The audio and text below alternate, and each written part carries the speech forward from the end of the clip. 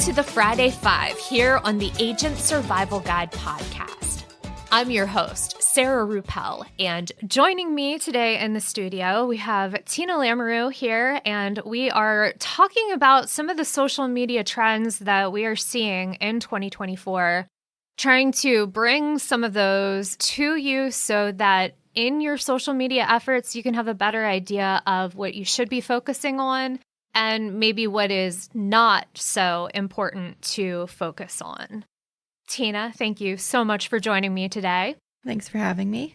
To start out today, we have 5 different things about social media in 2024 for insurance agents to focus on. So, Tina, let's start with one of your topics. What was one of the things that you found in your research?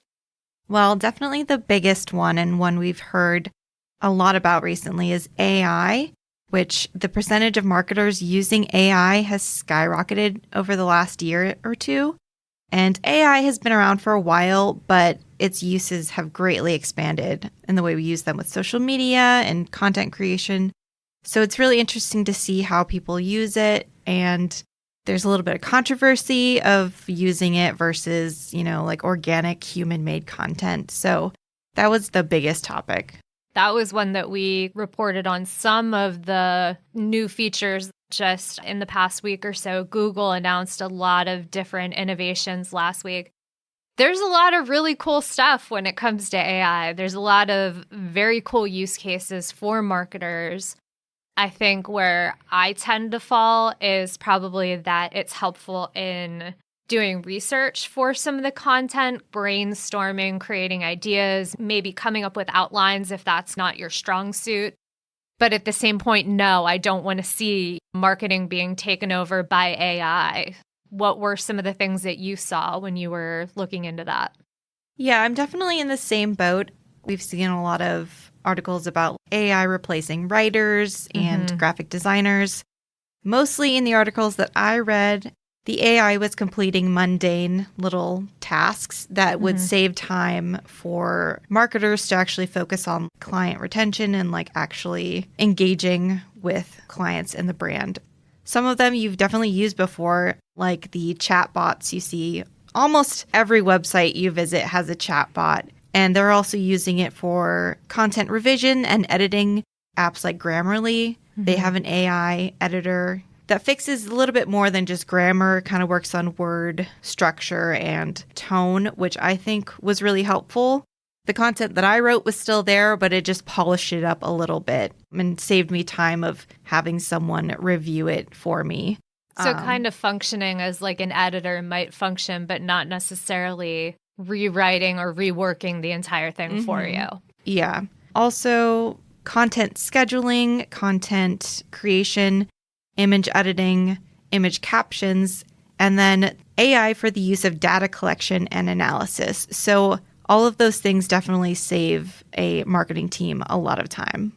That's a lot more on the automation side. And as much as having a data analyst on staff is great if you're able to justify having that, probably for what our agents are looking at trying to do with their own social media, being able to run some of those things through the AI filter to be able to process in that way is probably a better use of the AI and your time than actually trying to use it to create content or anything like that. And of course, one of the things we do have to point out, we have done an episode previously about how to compliantly use those features. You really want to be more so using them on the side of preparatory tasks and those little things to help save time rather than actually writing content, because as we saw in that episode, it's an agent apps episode, and we can link to that in our episode notes.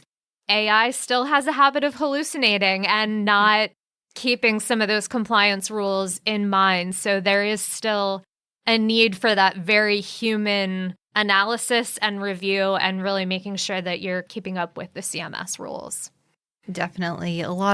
There's a lot of nuance when it comes to just human language in general, and especially with using like modern slang and things like that and cultural phrases and stuff like that. AI definitely should not be left without a babysitter. No, it should not. That's a very apt way of putting that. Anything else that you saw about AI that struck you as interesting? Yes, there were a lot of reports of AI influencers, so virtual influencers, which I thought that was pretty interesting. I know of VTubers and PNG tubers, which they use a animated avatar to kind of show their persona. It's a great way to be creative and also kind of keep your identity safe if that's something you're looking to do on the internet.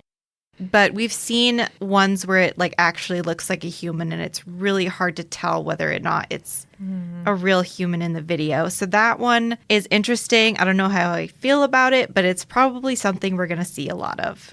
Probably, yeah. I would say we have been in this era. We started out with the idea of the internet being anonymous to this idea of, okay, everybody has to have a name and be identified on the internet. It's interesting to think that this next iteration of the internet could possibly be going back to this form of anonymity where you're able to have your personality out there, have your thoughts out there, but have that protection from some of the less ideal parts of being famous, essentially, online. Definitely. So that was all that we have for AI. Then we can move on to the next one on our list.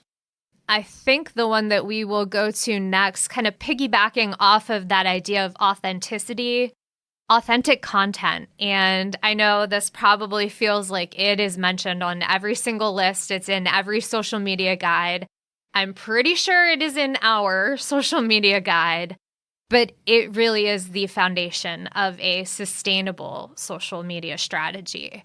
And that's largely because when you are posting on social media, a big factor in that is consistency. And when you're posting authentic content, when you're really being yourself, that is so much easier to create and keep going than it is if you're posting performative content. It is really tempting, I think, to take a lot of time curating a perfect persona online. I think the biggest thing that comes to mind is that perfect Instagram grid, but that's not exactly what people want anymore. We can tell when those images have been staged. We can tell when they've been altered. And it's okay to just want to post one of those fun Snapchat filtered photos that you took onto Instagram and just own the fact that you're using a filter, that it's something fun. It's okay to have fun with social media and not necessarily make it this curated catalog of your life, or not even really your life, but what you want people to think your life is. That's actually one of the reasons I took a couple month break from social media, mostly Instagram, Facebook as well, just because that was all on my feeds. And I'm just like, this isn't real. And it kind of gave me feelings of jealousy and being inadequate with the stuff I have. So it just made me feel bad. And I don't want to use a website that's going to make me feel bad. I am back on Instagram now, but I just use a little more discretion when I'm actually looking at posts and being like, well, that's really nice, but it's not realistic. Right. I think we've seen the rise in Instagram really shifting to almost this shopping app mentality, where it used to be a place to kind of find your people and maybe find that grouping of people that have something in common where you can post pictures. Like, for instance, back in the days for me, that was nail blogs. For somebody else, it could have been if you do a lot of crocheting, hobbies. You could find those groups and those niches on Instagram, but it slowly turned into just this platform to sort of sell stuff. And you can see who the accounts are who have that authentic persona of where they are actually trying to add value to your life. versus those that are literally just getting the commission from you buying something with either their link or their discount code. One of the things on Instagram right now that is back in, photo dumps of all things are back in, which that was something that we used to do back in the days on Facebook. You would just drop in your albums from the night, and that was how everybody existed on Facebook. You didn't really post about the fact that you uploaded all these photos. You just sort of were like, it's there. You might have gotten notified that somebody uploaded something, and then you go see, hey, this is like this cool vacation album. And now that we're back to that on Instagram, you can post up to 10 pictures. They don't have to be related. It is super easy to post because you can post pictures from an event that you sponsored, something that you were involved in, and you don't have to take the time to touch up those photos. You don't have to worry about making sure everything looks perfect. It's, aligned the right way or that it's been properly edited. So I think that's a little bit refreshing. I don't know if that's something that you've seen as well. I've seen something similar where it's a photo dump of highlights from that month. Okay. So people on my Instagram, they do it in posts, sometimes in reels where they pick, highlights of events they went to, friends they saw, and then they all put it in one post. And Snapchat does that for you. Mm-hmm. They do like a monthly recap, and I always like looking at mine. It's just all cats. Like, you don't even know I left the house. It's just my cats in like the same spots. So I like seeing those because I feel like the reason why we're on social media is to connect with people. Mm-hmm. And that's one way I can like see what my friends are up to. And it's a very organic way of seeing that it takes that performative aspect out. I think the biggest takeaway that I would suggest with thinking about ways to make your content authentic, just because someone uses a social platform in a certain way, or just because Instagram is typically this or Facebook is typically that, it doesn't mean that you can't use that platform in a different, fun, or interesting way. A good example that I would outline, if you look at our Ritter Insurance Marketing social accounts. So we have accounts on Facebook, we're on X, we're on LinkedIn, and we post on those accounts regularly. But then on Instagram, you might notice that our content looks a little bit different, and that's because that content focuses on company culture, and it's geared more toward a potential new employee than it is our agents. For my own Instagram, I include a lot of random day-to-day pictures, behind-the-scenes content. So there's different ways that you can get creative with what you're posting. You can think outside of the box. You can choose to have kind of those behind-the-scenes sort of ideas and footage there. The biggest thing is, again, just make sure that what you're posting follows all the compliance rules. That is not an area to ever paint outside of the lines. Definitely. I think along with authenticity, people are also looking for transparency. I was on my Facebook and I follow this small clothing company. They make like medieval dresses and I'm never going to buy them, but they look really pretty. And they posted about one of their sets of clothing had like a little mistake in it. And they posted like, hey, it has an error in it. Like if you want a refund or to swap it out, like you can do that. And I read the comments and it was all very positive. Thank you for being transparent. Thank you for telling us instead of pretend it never happened, pretend our products are perfect and everything. So I'm seeing more of that as well. Just people are looking for transparency and trust. Definitely. And I think if you can offer that ahead of the game without being asked to, because it's very easy to come out after the fact and say, oh my gosh, this was brought to our attention, we're so sorry. But to preemptively do that and put it out there that, hey, this happened, if you're affected, this is what you do, that goes a lot further of a way than, trying to make up for it on the back end after it's already happened. I think that's all I've got for that one. So what is number 3 on our list today? Yeah, we can talk about long form video, which is not something we've seen in the mainstream. My mind instantly goes to Vine. the app where the video had to be 7 seconds at most. Mm-hmm. And now we're getting into, I've seen YouTube videos that are like 10 hours long of like deep dives of books or TV shows and stuff. So there's definitely a wide array of content for everyone. But it seems to be that long form videos that are probably longer than 15 minutes, I would say, are beginning to become popular. And we mentioned earlier, TikTok is trying to implement that. I've read that they are allowing up to, I believe, 30 minutes for videos in TikTok, which when I think about that, that seems exorbitantly long. But at the same point, that's the content type that YouTube was sort of founded on and found its popularity and footing on. So it's interesting that TikTok could take short form content, revolutionize that, get big because of that, draw in the audience. And now it's focusing on how do we keep you on this platform longer? And the fact that those types of videos are becoming more popular, that it's not just about the short takes.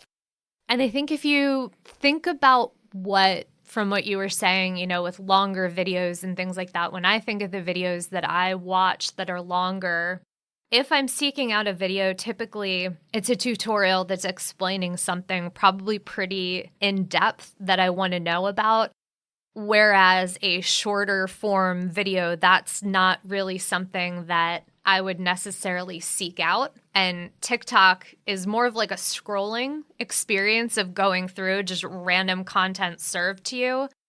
But when you think about that whole concept of searchability and what you're seeking, it kind of makes sense that they would want to have longer form content, because if you're looking at the experience from a level of how do I get to here from a search, it's going to be that long form content. Yeah, they're trying to keep you on the app, and also YouTube Shorts have been doing really well. So if people go to YouTube Shorts, they have both the shorts and the long form video that you can easily create a short with like the click of a button and share it. When a lot of YouTubers use TikTok as kind of like a sounding board, they'll post highlights, or like podcasts will post quotes from their episodes, and then they will link to the longer episode. That's what I've seen a lot on TikTok. They're like, go to YouTube for the rest of the video or something like that. So I think TikTok is trying to be like, no, you can watch it on here. Please don't leave. Another thing I saw with the scrolling and being served content, you had mentioned this with social media being search engines. Mm-hmm. I saw that TikTok is now, or will offer, Google links when you search in their search bar. So not only will it pull up videos and content, it will pull up Google search results. Interesting, because I was wondering about that. I have seen so many reports that younger generations are searching for things on social media, and I'm not going to lie, I was concerned because I wasn't sure what they were actually being served on there and then what they were doing with that information once they got it. But if they're serving Google search engine results in actual TikTok, that makes a little bit more sense as to why people would be utilizing that as a search function. Yeah, that's definitely a newer thing. I think for me personally, I use YouTube to search a lot of things, mostly if I want to learn something, or sometimes if I hear about a topic on the news or something, I will go to YouTube and try to find like a video of someone talking about it. So that could be another big thing that leads to people searching on social media. It could be, too, that perhaps we're switching from the idea of a text-based, reading-based search function to, instead of that, going to, like you said, somewhere where we can watch a video about it rather than reading about it. Mm-hmm. There's definitely a big community on YouTube of just commentators, social commentators. They'll have like an hour-long video about a celebrity who did something, and they get into very deep analysis. They spend weeks like researching it. So I've definitely been watching a lot of those. Interesting. YouTube is the new investigative journalism. It really is. Anything else about long-form video content? You know, in my research, I really didn't find a lot about why it's coming back and like what it looks like. People just said it's coming back. I read that our attention spans for looking at content, we actually switch off, scroll past content faster. But if we actually are engaged, we'll stay longer. So that may be one reason why is if you have a good hook in the beginning, people are going to watch a 30-minute video. But if not, then they're just going to keep scrolling through. I would say that tracks. I think that's definitely something that I've experienced in my own scrolling that, you know, if there's something in there that hooks me in, to go off of your cat's example from earlier, a lot of the videos from the dodo, any video that has a little kitten that is wandering around and somebody claims that the kitten distribution system found them or they found this kitten wandering around somewhere, I'm going to spend the rest of the duration of that video, however long it may be, watching that video. And it might be just a simple part one of many. It could be the entire story spliced together. I would probably sit there for 30 minutes and watch. So that does it for long form content. Let's go to number 4 on our list. This one, we're looking at strategic platform adoption. And basically what I mean when I say that is in the past, we might have looked at the different social media platforms that are out there and thought, oh gosh, we've got to be everywhere. And I think when the pool of platforms was smaller, it was easier to do that. But in the stats that I found for the average social media user, they're switching back and forth between 6 and 7 platforms in a month. I found that number interesting, so I actually went through and looked at how many social media accounts do I have. And that number came out to 27. Now, are those 27 accounts the ones that I post on or interact with frequently? No, they're not. And that's because of that strategic platform adoption. Basically, what you really want to do when we say that is you want to focus on the social platforms that you want to participate in. You don't want to choose more than you can realistically post to and to engage with regularly. Those 27 different apps that I have accounts for, personally, I use maybe 2 of those regularly and 1 every now and then. Professionally, I focus on 3 of them. So professionally, I'm on Instagram, LinkedIn, and Threads. And that's what has my time. Now, do I sign up for just about every new social media app that's out there to do research? Yes, I do. But that's just kind of the nature of what I do. So if you're just starting out with a social media presence, you want to pick the social platforms, and you do that by doing a little bit of research to find out where your audience is. And then you join those platforms. You post content to those platforms and you engage with your audience.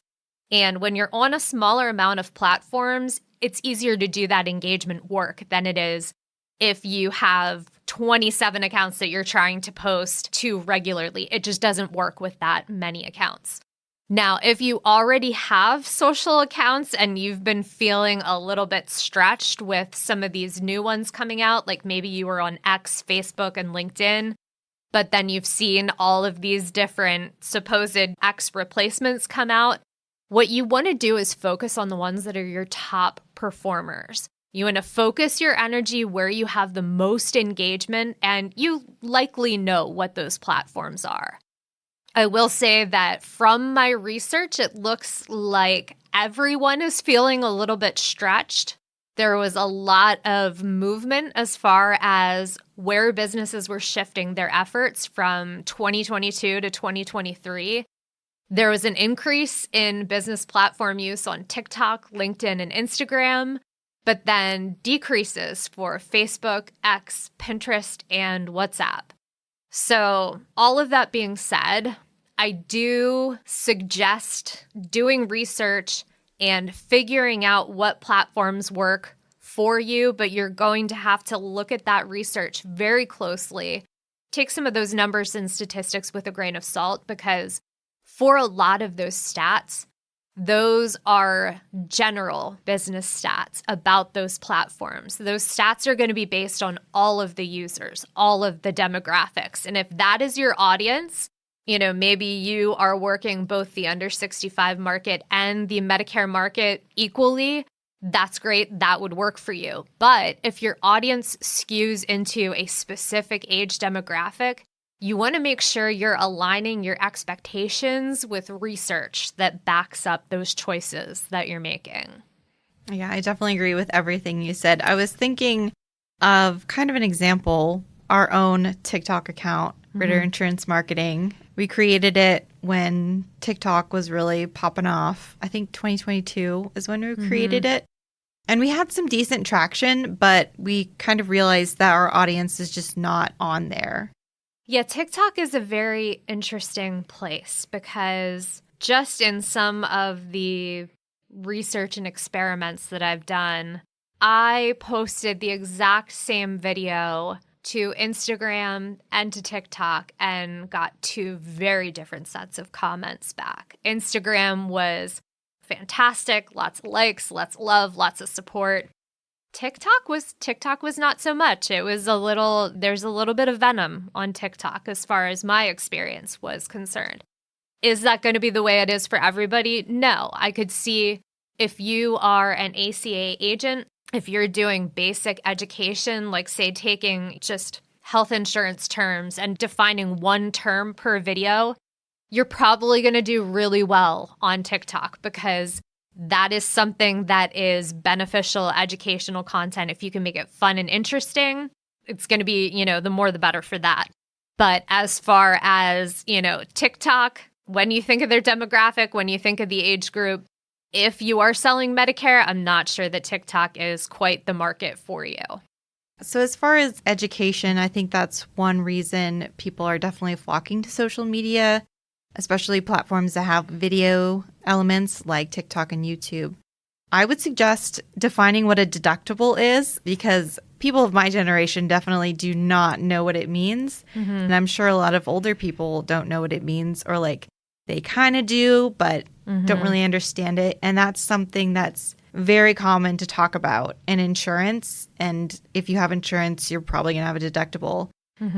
But no one knows what it means. So taking those words that you use and maybe go to a family member who's not, or a friend who's not into insurance and be like, do you know what this means? And if they don't, you could post it on your social media or make a quick video about it. One big thing I've seen is we talked about authenticity is also kind of putting a face to a brand. So a lot of businesses are using influencers. That's probably not going to work too well with your field, but you could be the face of your brand. Or if you're in a larger company, choose a couple people to be the brand, the face of the company. Like we use me, Sarah, and a couple other people frequently in our content. So it's familiar and, over time, the audience grows trust with that person. They're like, oh, this person, night school, they've done lessons, so they know what they're talking about.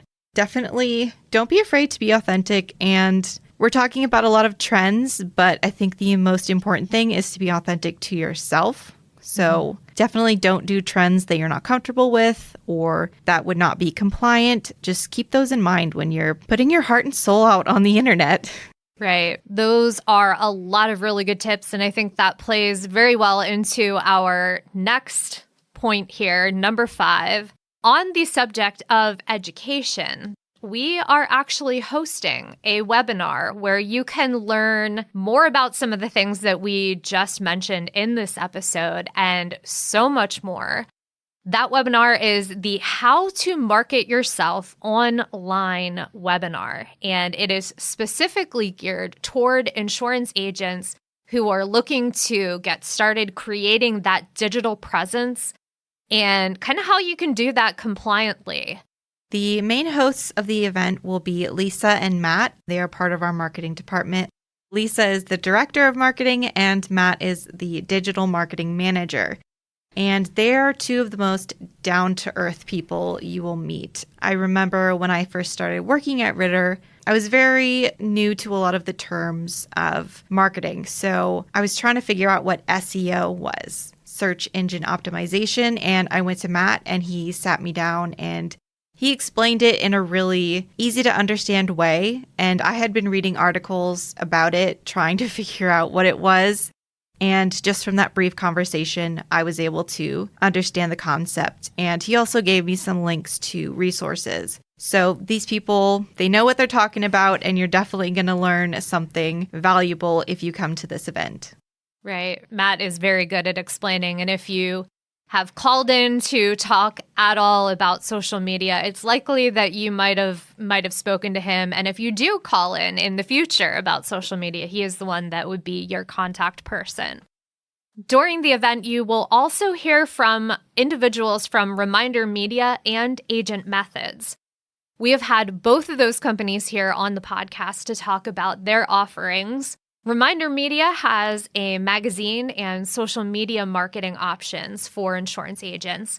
And then Agent Methods also has social media marketing options, and they are one of the leading creators of insurance agent websites out there today. They're going to be covering a lot of information at this event. They're going to go over websites. They're going to talk about social media. They're going to talk about SEO. Basically, as we mentioned, everything that you need to know to have that digital marketing presence, to be compliant, and how to do it in a way that is going to be effective for the industry that you're actually in. One of the things I do want to mention, we are having free giveaways throughout the event, so that's kind of an extra little reason to register for that and attend, in addition to all the information that you're going to learn if you do so. And Tina, when is that happening again? That will be online June 18th from 1 p.m. to 4:30 p.m. Eastern Standard Time. We will have the link to register for that event in the episode notes. Highly recommend attending. They're going to cover a lot of really great information. And we will also be linking to a trailer for the event there, so you can kind of see, maybe if you're on the fence a little bit, you can learn a little bit more about the specifics of what they're going to cover. And we can't forget about Allison from our compliance team. You might have heard us mention her on the podcast. I believe Sarah did an interview with her, and we can link to that as well. It's full of a lot of really great information. Again, everyone who will be at the seminar is just so down to earth and will be happy to answer any questions you have.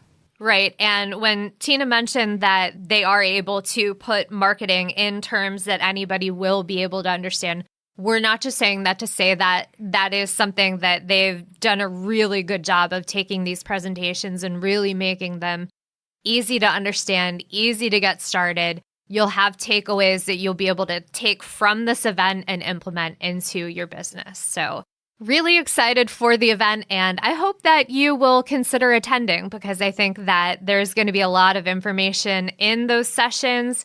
And I think it'll be very beneficial whether you already have a social media strategy or if you are just starting out. But I think that is all we have for this episode today. We will be back next week with a regular episode and our answer to the question of the week that we have had sitting for 1 week. We have another week for you to be able to answer that. So if you want to go and answer, how comfortable are you with AI? We will have that link in the notes so you can vote in that poll, and we will be back next week with those results. For this week, I hope you have a great weekend. Stay healthy and stay safe out there. And we will see you next week.